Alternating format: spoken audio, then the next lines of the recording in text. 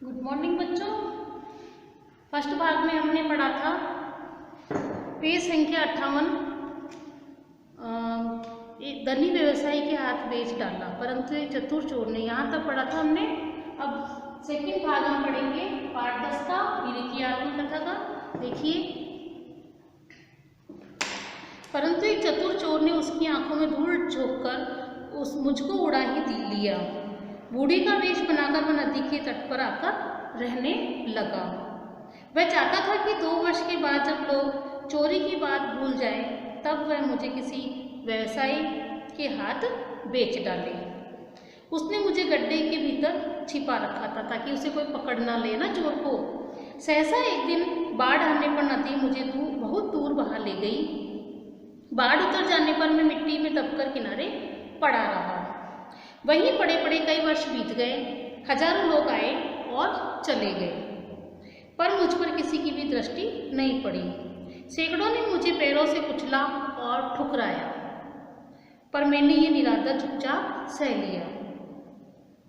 यानी कि अपने आप को अपमानित समझ रहा था वो, भाई मैं इस तरह से पैरों के नीचे कुचला ठुकरा या है ना, और चुपचाप मैंने सह लिया। इसी तरह मैंने कई वर्ष काटे। एक दिन एक गुरु उधर से निकला, उसकी दृष्टि मुझ पर पड़ गई। उसने साधारण चमकीला पत्थर समझकर मुझे अपने झोले में डाल लिया। सोचा कभी कोई लड़का मांगेगा तो उसे खेलने के लिए यही पत्थर दे दूंगा। साल भर में गुरु के झोले में ही पड़ा रहा। यानी कि उसकी नज़र में पत्थर था वो, गुरु की नज़र में। एक बार गुरु अपने किसी चेले के घर गया। उसका चेला किसान था। उसने अपने गुरु का बड़ा आदर सत्कार किया। 2 दिन उसने अपने घर में टिकाया, नहीं रखा उनको। खाने पीने का बड़ा अच्छा सा प्रबंध किया। जब गुरुजी जाने लगे तब उसने उनकी अच्छी विदाई की। जाते समय गुरुजी ने मुझे अपने झोले से निकालकर उसे दे दिया और कहा, बेटा मेरे पास और तो कुछ नहीं, ये पत्थर ही मैं तुमको देता हूँ। विदाई में अपन भी देते हैं साधु संतों को और वापस वो अपने को अपनी कुछ निशानी भी देते हैं। तो उस निशानी के तौर पर उन्होंने क्या दिया, पत्थर। उनकी नज़र में पत्थर था तो वो हीरा उनको दे दिया किसान को। तो किसान ने उनके चले जाने के बाद मेरे बारे में सोचा कि ये गुरुजी का चिन्ह है। कौन कह रहा है? पन्ना कह रहा है ना, अपनी आत्मकथा बता रहा है, अपने बारे में बता रहा है पन्ना। तो पन्ना बता रहा है कि गुरुजी का ये चिन्ह है। किसान ने उनके चले जाने के बाद मेरे बारे में सोचा कि ये गुरुजी का चिन्ह है, इसे अच्छी तरह रखना चाहिए।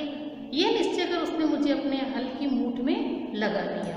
2 साल तक मैं खेतों में सारा मारा फिरता रहा। तो किसान के लिए तो हल ही सब कुछ होता है ना, तो उसने हल को अमूल्य वस्तु समझ के, उसकी भाई यादगिरी है, गुरुजी की निशानी है, तो वहाँ रख लिया उसने।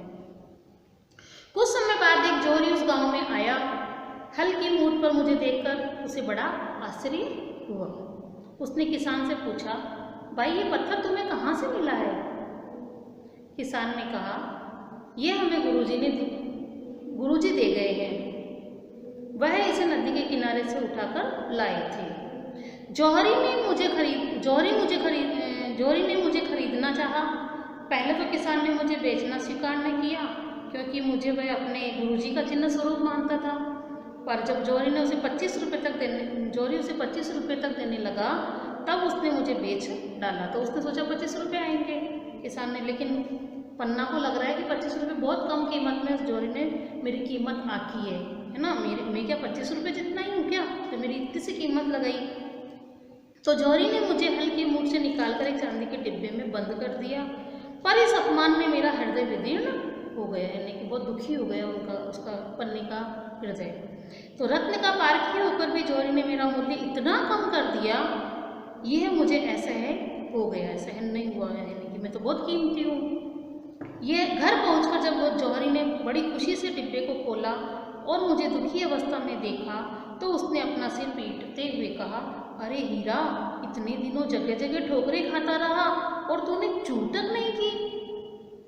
नदी किनारे लोगों ने तुझे कुचला, फिर तू गुरु के झोले में पड़ा रहा। इसके बाद मूर्ख किसान द्वारा हल्के मूठ में जड़ा गया। तूने ये सब सह लिया। मैंने तुझे इतना आदर दिया, उसका ये फल मिला। मैंने इतने क्षीण स्वर में उत्तर दिया कि पता नहीं चोरी उसे सुन सका या नहीं। मैंने आदर भी पाया और निरादर भी। श्रीमानों ने मुझे सिर पर रखा, चोर ने अपने प्राणों में संकट डालकर मुझे अपनाया। जो मुझे जानते थे उन्होंने मेरे लिए उचित मूल्य भी दिया। निरादर उन लोगों ने किया जो मुझे पहचानते ही न थे। पर जोरी होकर भी तुमने मेरा मूल्य सिर्फ 25 रुपये रखा। इसी दुख से मैं विकल हूँ, यानी दुखी हूँ। तुम तो मेरे कणों से भी हजारों रुपये कमा लोगे, परंतु मैं ये अपमान सहकर कैसे जीवन व्यतीत करूँगा। यानी कि हीरे ने अपनी आत्मकथा के द्वारा ये लिखा है। इसके लेखक है पद्मलाल पुन्नालाल बख्शी। ठीक है बच्चों, आपको ये पाठ समझ में आ गया होगा, आशा है।